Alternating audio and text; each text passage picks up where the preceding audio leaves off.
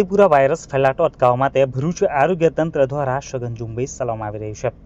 કાચા મકાનોમાં તેમજ શાળાઓ, આંગણવાડીઓમાં જંતુનાશક દવાઓનો છંટકાવ તેમજ જાગૃતિ સર્વેલન્સ સહિતની કામગીરી હાથ ધરાઈ છે। ગુજરાતમાં વિવિધ જિલ્લાઓમાં છેલ્લા થોડા દિવસોથી ચાંદીપુરા વાયરસમાં વધારો જોવા મળેલ છે। આ બીમારી નવજાત શિશુથી 14 વર્ષની ઉંમરના બાળકોમાં ખાસ જોવા મળે છે। આ બીમારીમાં બાળકોને સખત તાવ, ઉલટી, ઝાડા, માથાનો દુખાવો, ખેંચ, અનિદ્રા, અમુક કલાકોમાં કોમા જેવા લક્ષણો જોવા મળે છે।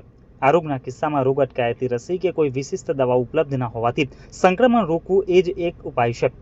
જિલ્લા આરોગ્ય તંત્ર દ્વારા ભરૂચ જિલ્લામાં આ બીમારીનો ફેલાવો અટકાવવા સઘન ઝુંબેશ રૂપમાં વિવિધ કાર્યવાહી હાથ ધરવામાં આવેલ છે।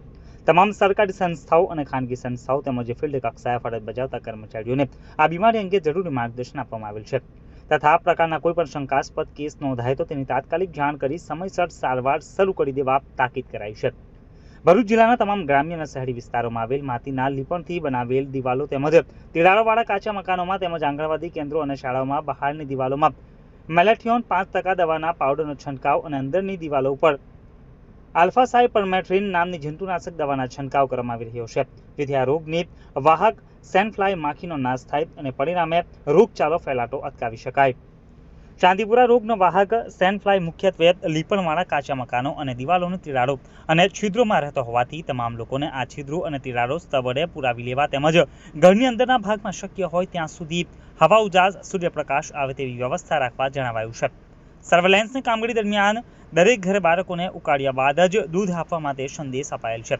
તમામ બાળકોને પોતાના બાળકોને ખુલ્લા શરીરે ઘરની બહાર રમવા ન દેવા તેમજ સુવડાવતી વખતે જંતુનાશક દવાયુક્ત મચ્છરદાનીનો ઉપયોગ કરવા જણાવવામાં આવ્યું છે। પશુપાલન વ્યવસાય સાથે સંકળાયેલ લોકો પશુની માવજત દરમિયાન હાથ મોજાનો ઉપયોગ કરે તે માટે માહિતગાર કરવામાં આવેલ છે। તેમ મુખ્ય જિલ્લા આરોગ્ય અધિકારી જિલ્લા પંચાયત દ્વારા આજે સાંજે 5 કલાકે મળેલી એક અખબારી યાદીમાં જણાવાયું છે।